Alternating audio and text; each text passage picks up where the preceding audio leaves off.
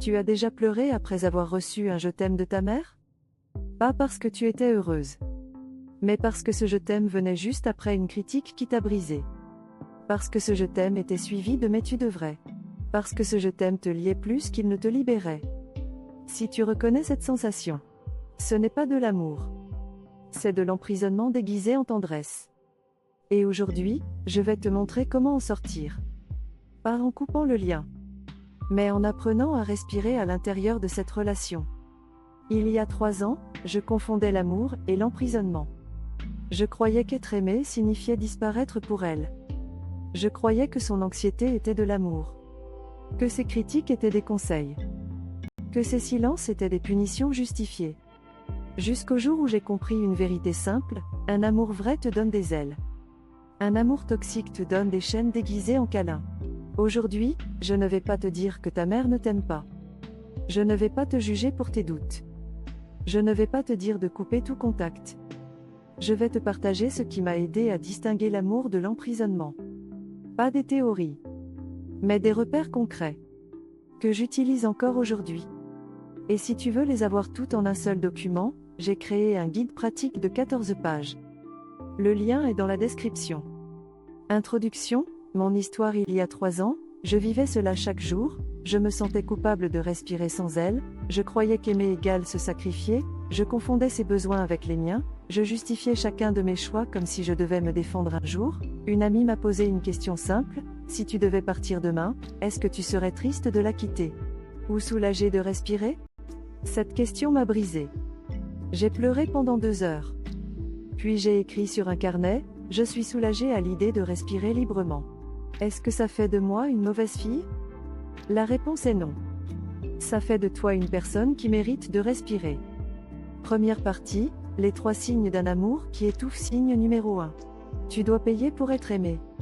Son amour dépend d'eux, tes visites régulières, même quand tu es épuisé, tes réussites qui la rendent fière, pas toi comblé, ton silence sur ses défauts, même quand ça te brûle, ta disponibilité immédiate, même à 22 heures un soir de semaine. Signe numéro 2. Tu te sens coupable de respirer sans elle. Tu annules des projets qui te tiennent à cœur pour ne pas la décevoir.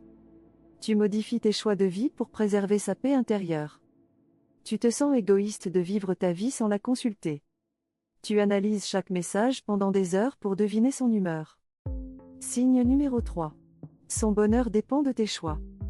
Elle est triste quand tu changes de travail, même si c'est pour ton épanouissement. Elle s'inquiète quand tu déménages, même si c'est pour ta sérénité.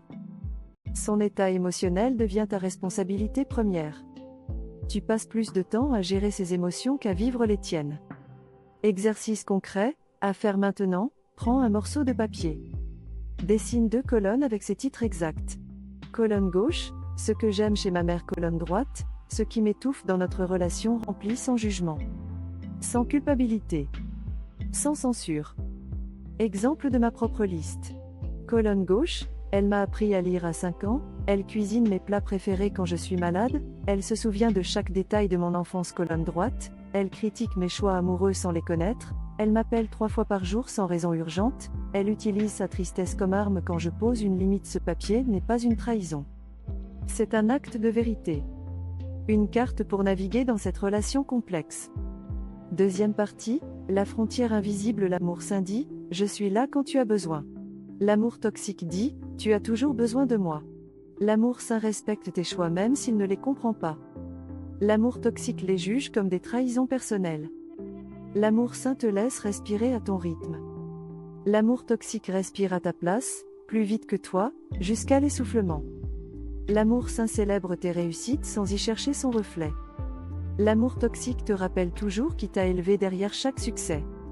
Cas réel, mon histoire personnelle, ma mère m'appelait 3 fois par jour. Je croyais que c'était de l'amour maternel. Puis j'ai remarqué un schéma. Quand je ne répondais pas immédiatement, elle disait « Tu ne m'aimes plus ». Quand je posais une limite douce, elle pleurait « Après tout ce que j'ai fait pour toi ». Quand je partais en week-end, elle disait « Profite bien de ton absence ». Un jour, j'ai compté. Sur 10 appels, 8 commençaient par « Pourquoi ?» ou « Tu devrais ». Aucun ne commençait par « Comment vas-tu ?» sans attente cachée. Ce n'était pas de l'amour. C'était de la dépendance émotionnelle déguisée en maternité. Une confusion entre besoin et amour. Dans mon guide 10 phrases pour poser ses limites, 14 pages. Les phrases exactes pour distinguer amour et emprisonnement, des exemples concrets pour chaque situation familiale. Le journal des émotions, page 11, pour noter tes ressentis sans jugement. La méthode des 3 respirations avant chaque réponse difficile. Troisième partie, le rituel de la respiration libre chaque matin, pendant 3 minutes. 1. Ferme les yeux. 2. Respire profondément en disant intérieurement, cet air m'appartient. 3. Imagine une bulle invisible autour de toi, transparente mais ferme. Cette bulle n'est pas un mur contre elle. Ce n'est pas de la méchanceté. C'est un espace sacré pour toi. Où tu peux respirer sans permission. Où tu peux exister sans justification. Pratique ce rituel pendant 7 jours. Note chaque soir, aujourd'hui, j'ai respiré librement quand. Exemple de ma semaine. Jour 1, j'ai respiré librement quand j'ai refusé un appel à 21h30. Jour 3, j'ai respiré librement quand j'ai dit je réfléchis au lieu de oui immédiat. Jour 5, j'ai respiré librement quand j'ai choisi un film sans lui demander son avis. Jour 7, j'ai respiré librement pendant un appel entier sans me justifier. Bonus, le journal des respirations chaque soir, ouvre ton carnet et note 3 choses. 1. Une situation où tu as respiré librement aujourd'hui. 2. Comment tu t'es senti après, émotion plus intensité sur 1 à 10. 3. Ce que tu as appris sur toi-même dans ce moment. Exemple de ma semaine dernière, situation, j'ai refusé un appel surprise à 21h. Émotion, anxiété à 7/10 depuis apaisement à 3/10 d'après 10 minutes. Apprentissage, respirer sans permission n'est pas un crime. C'est un droit fondamental. Un autre exemple, situation, j'ai dit non à un dîner familial improvisé. Émotion, culpabilité à 8/10 depuis fierté à 6/10 de le lendemain matin. Apprentissage, la culpabilité passe. La fierté reste. Ce journal n'est pas parfait. Certaines pages sont tremblantes d'émotion. D'autres sont légères comme l'air. Mais il montre une chose claire, tu apprends à respirer pour toi. Pas pour elle. Pour toi. Conclusion, l'amour ne devrait pas étouffer. Il y a 3 ans, je croyais qu'aimer égale disparaître. Que son bonheur devait primer sur le mien. Que ma respiration devait s'adapter à la sienne.